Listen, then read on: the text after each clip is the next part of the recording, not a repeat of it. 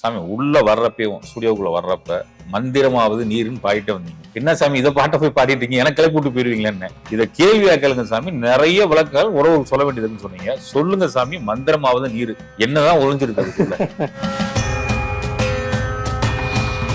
ஆலவாய் மலைன்னு ஒரு மலை இருக்கிறது, அங்க ஒரு சுனை நீர் இருக்கிறது. ஆலவாய் மலை சுனை நீர், ஒரு சுனை அங்கே வந்து கொண்டிருக்கிறது. அந்த சுனை நீர் நீங்க இந்த உலகத்தில் உள்ள அனைத்து சுனை நீருக்கும் மேற்பட்ட ஒரு சுனை நீர்.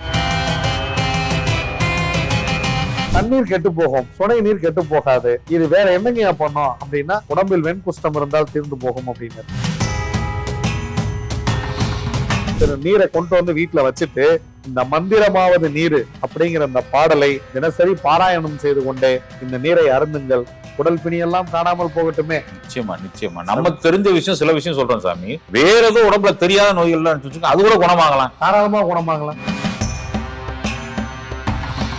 நீர் சாப்பிடும் போது கேட்கறது, நாங்க வந்து கணவன் மனைவி ஒற்றுமையாக இருக்கலாமா வேண்டாமா, நான்வெஜ் எடுத்துக்கலாமா வேண்டாமா, ஆள் பாக்கணுமா, பீரியட்ஸ் டைம்ல சாப்பிடலாமா வேண்டாம், இந்த மாதிரி கமெண்ட்ஸ் எல்லாம் கீழே வரும். இதுக்கு வந்து சுகமே சொல்லு சாமி. சுகமே சொல்க சாமி. உலகளாவிய பக்தி இன்ஃபினிட்டி நேயர்கள் அனைவருக்கும் என்னுடைய பொன்னான வணக்கங்கள். சாமி உள்ள வர்றப்பயும் ஸ்டுடியோக்குள்ள வர்றப்ப மந்திரமாவது நீருன்னு பாடிட்டு வந்தீங்க.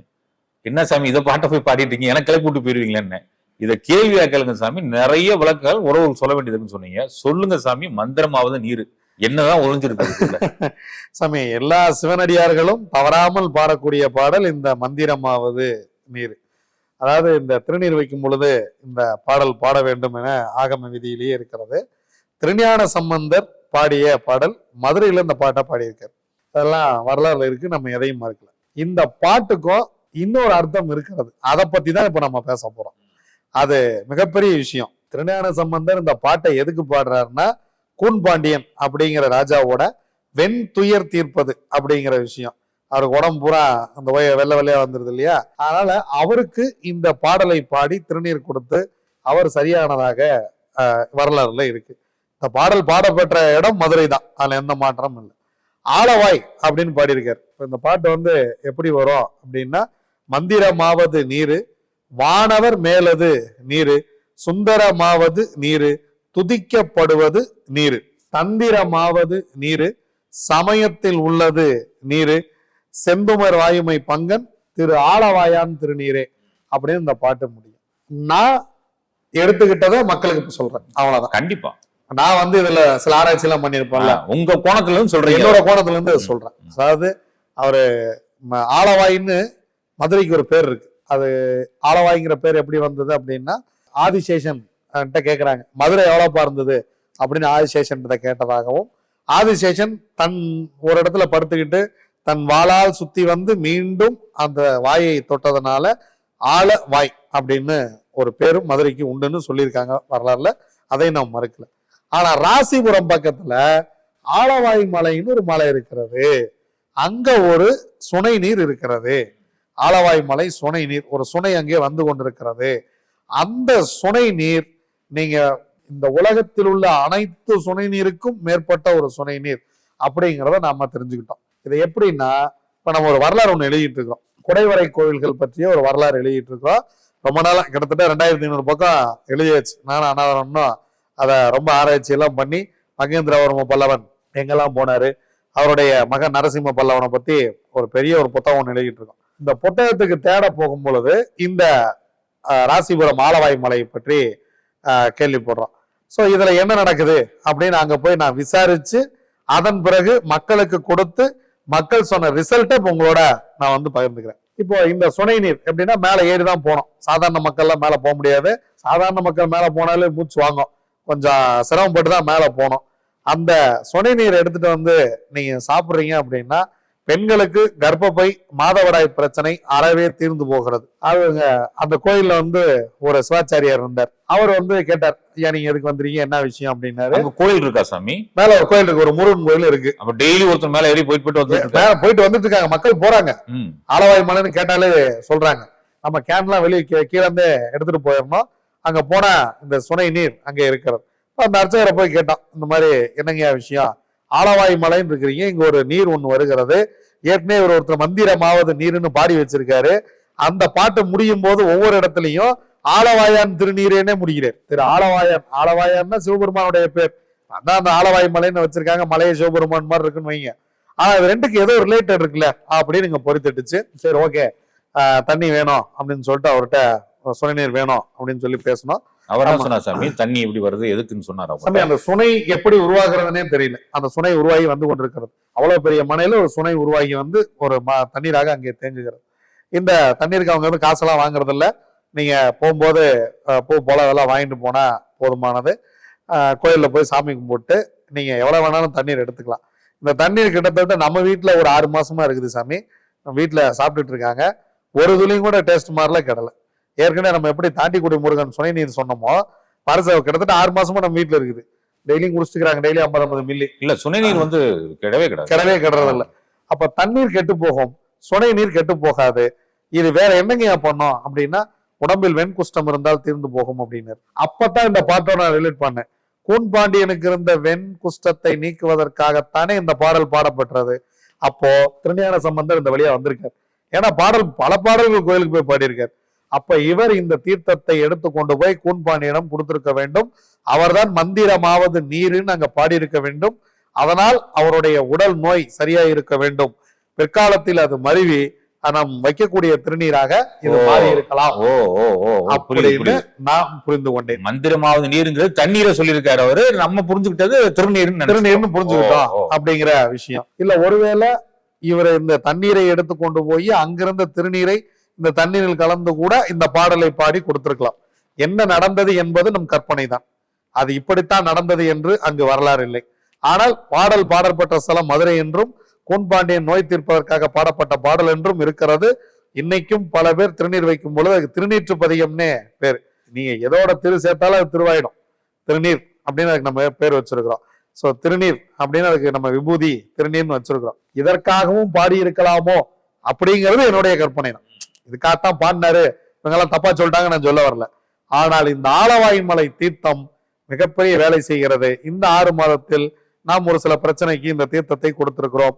இதை வந்து எப்படின்னா, நீங்க தொடர்ந்து சாப்பிட்டுக்கிட்டே வந்தா இதயத்தில் அடைப்பு ஏற்படுவது தவிர்க்கப்படுகிறது. நம்ம அன்பர் ஒருத்தர் நான் சாப்பிட்டே பாக்குறேன் அப்படின்னாரு. அப்புறம் நம்ம அண்ணவருடைய சொந்தக்காரங்க ஒருத்தர் இருக்கார், ராசிபுரத்துல வந்து தங்கதுரை அப்படின்னு சொல்லிட்டு இந்த நம்ம சால்வையில நெஞ்சு ஹோல்சேலா பண்ணிட்டு இருக்காரு. அவரு தான் நமக்கு அடிக்கடி கொண்டு வந்து கொடுக்கறது. அங்கிருந்து எடுத்து பஸ் ஏறி கொண்டு வந்து திருப்பூர்லயே கொடுத்துட்டு போயிடுறாரு. நம்ம அன்பர்களுக்கு இதை பேசி கொடுத்தோம், இந்த மாதிரி உடல்ல பிரச்சனை இருக்கிறவங்க சாப்பிடுங்க. அதுல ஒருத்தர் வந்து, சாமி எனக்கு வந்து ஹார்ட்ல கொஞ்சம் அடைப்பு ஏற்பட்டதா சொல்றாங்க, ஒரு 42 வயசு இருக்கும், நான் வேணா சாப்பிட்டு பார்க்கட்டுமா அப்படின்னு.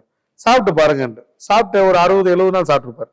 போய் டெஸ்ட் எடுத்து பார்த்தா அடைப்பு இல்லை என்று வந்திருக்கிறது. இதுக்கெல்லாம் நம்ம கிட்ட ஆதாரம் இருக்கிறது.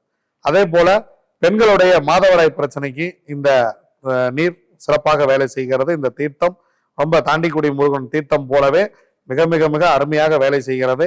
ஒருவேளை ஒரு சிலருக்கு தாண்டிக்குடி ஒத்து வரல அப்படின்னா இங்க வந்து போலாம். இதுல இன்னும் பூப்படையாத பெண்களுக்கு இந்த திருநீரை கொடுத்தால் கர்ப்பப்பை பலமடைந்து பூப்படைதல் சற்று தள்ளி போய் சரியான வயதுல, இப்ப 9 வயசுல பூப்படைந்துடுறாங்க இல்லையா, இதுல நேரமாக பூப்படைகிறார்கள். இதனால வந்து ரொம்ப சிரமங்கள்லாம் சந்திக்கிறாங்க. ஒரு பெண் பூப்படையும் வயது அப்படின்னா 13 15 வயசுக்குள்ளதான் ஒரு பெண் வந்து பூப்படைய வேண்டும். அதற்கு முன்னால் பூப்படையது நம்ம இன்னைக்கு இந்த உணவு முறை தவறுகளால நடக்கக்கூடிய விஷயம். இந்த ஆலவாய் தீர்த்தத்தை உங்கள் குழந்தைகளுக்கு தினசரி நீங்க கொடுத்துட்டு வந்தீங்கன்னா கற்பனை திறன் சிறப்பாக இருக்கிறது, அறிவு திறமை வளர்கிறது, அதே போல கர்ப்பப்பை பலம் அடைகிறது. ஒரு சந்ததியை உருவாக்கும் ஒரு அற்புதமான ஒரு பொருளாக கர்ப்பப்பையை இறைவன் படைத்திருக்கிறார். அது வெட்டி எறிவதற்கு அது ஒன்றும் தேவையில்லாத பொருள் அல்ல.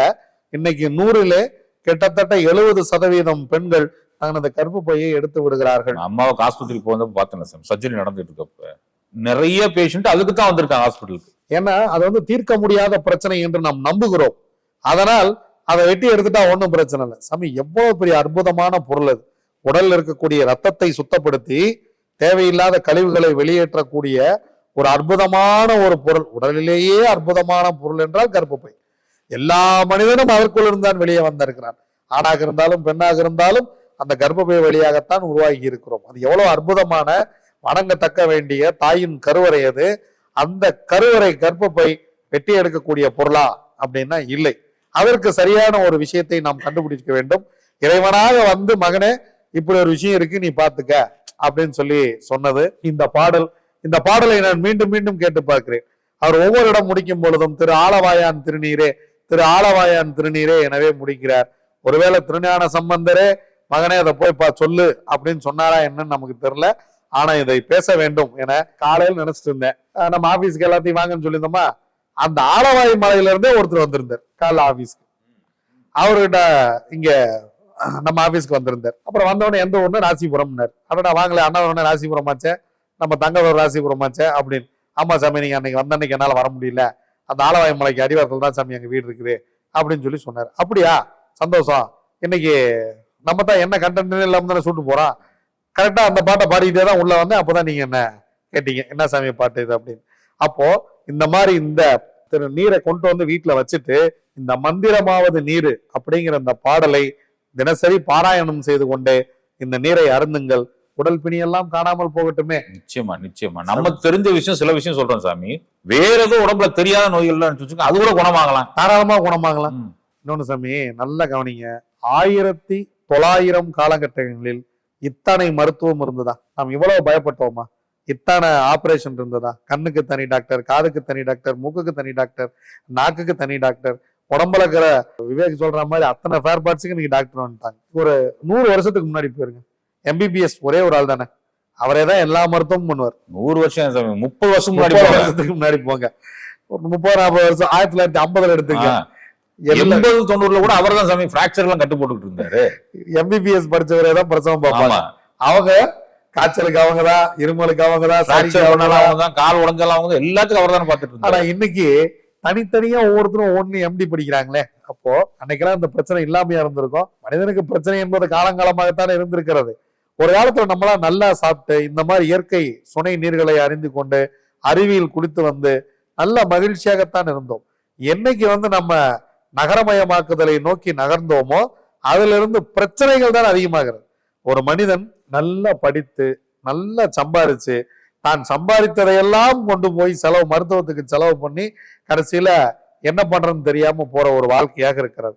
அதாவது நீங்க இவர்தான் சொல்லுவார், தூக்கத்தை விற்று பஞ்சுமத்தை வாங்கினேன். அந்த மாதிரி நம்ம எதையோ வித்து எதையோ வாங்கிட்டு இருக்கோம். நம்ம நிம்மதியெல்லாம் விட்டுத்தான் இதையெல்லாம் வாங்கி கொண்டிருக்கிறோம் அப்படின்னு நான் வந்து நினைக்கிறேன். அதனால வாய்ப்பு இருக்கிறவங்க ஒரு முறை ராசிபுரம்ல இருந்து ஆலவாய் மலை அப்படின்னு இதுல போட்டாலே வந்துடும்.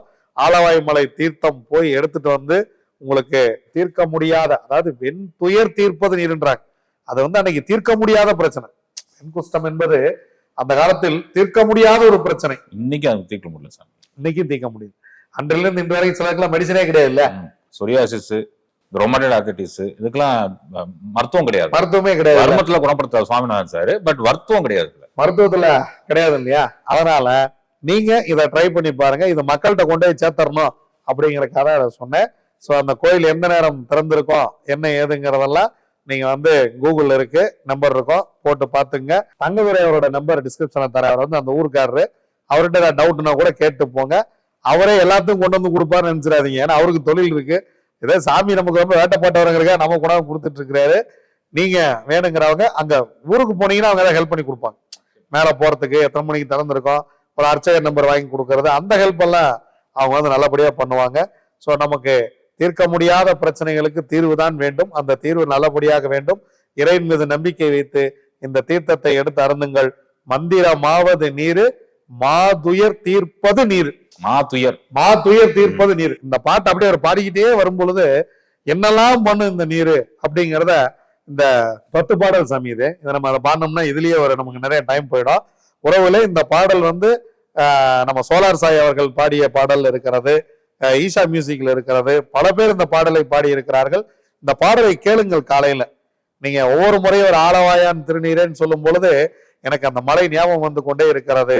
இதை பயன்படுத்தி விட்டு உங்களுக்கு என்ன சரியானது அப்படிங்கிறத நீங்க வந்து எங்களுக்கு சொல்லணும். நீங்க எதுக்காக அதை பயன்படுத்துனீங்க, அந்த நீர் எப்படி சாப்பிட்டீங்க அப்படிங்கிறத சொல்லணும்.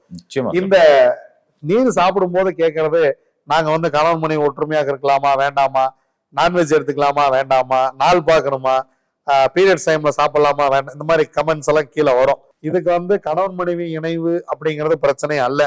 முடிஞ்ச அளவுக்கு நான்வெஜ் தவிர்த்து விடுவது நல்லது. வெஜிடேரியனா இருக்கும்போது நீரை சாப்பிட்டீங்கன்னா இது நிறைய உடலுக்குள்ள போய் நல்ல விஷயங்கள் நிறைய செய்யும், இல்லைன்னு சொல்லவே முடியாது. பெண்கள் வீட்டுக்கு தூரமாகி இருந்தாலும் பீரியட்ஸ் டைம்லயும் இந்த திருநீரை அருந்தலாம். ஆண்கள் இதை எதுக்கு சாப்பிடலாம்னா, பால்வினை நோய் சம்பந்தப்பட்ட பிரச்சனைகளுக்கு இந்த நீர் கண்டிப்பா நல்ல வேலையை செய்யும். அதனால ஏன்னா விருச்சக ராசி என்பது மலை, விருச்சகம் என்பதுதான் 8ஆம் இடம். ஸ்தானம். ஆமா, 8ஆம் இடம் காலபுருஷனுக்கு மர்மஸ்தானத்துல வந்துருது. அது காலபுருஷத்துப்படி 8ஆம் இடம் மர்மஸ்தானம். அப்போ இந்த மலை என்பது செவ்வாய், விருச்சகம், காடு, மலைகள் எல்லாம் இந்த மலையில் உற்பத்தியாவது அப்படிங்கிறதுனால எப்படி ஒரு பெண்ணின் கர்ப்பப்பைக்கு உண்டான வேலையை இது செய்யுமோ, அதே போல ஆண்களுக்கு ஏற்படக்கூடிய சிறுநீர் பிரச்சனைகள், பால்வினை நோய்கள் அல்லது வேறு ஏதேனும் நீங்க இல்லறம் சார்ந்த பிரச்சனைகள் இருந்தால், ஒருவேளை கணவன் மனைவிக்குள்ள ரொம்ப போட்டியா இருக்குது, ஒரே வீட்டுக்குள்ள இருக்கோம், ஒரு ஒற்றுமை இல்லைன்னா எடுத்துட்டு தினசரி இருவரும் இந்த திருநீரை அருந்துங்கள். உங்கள் வாழ்க்கை என்னப்பன் சொக்கநாதன் திருவருளாலும் இந்த பாடலை நமக்காக கொண்டு வந்து சேர்த்த திருஞான சம்பந்தர் திருவருளாலும் எல்லாம் நல்லபடியாக நடக்கும். எல்லோரும் குருவின் ஆசி பெற்று மகிழ்வோடு இருங்கள். நெஞ்சான் நன்றிகள் சாமி. சுகமே சொல்க. சுகமே சொல்க.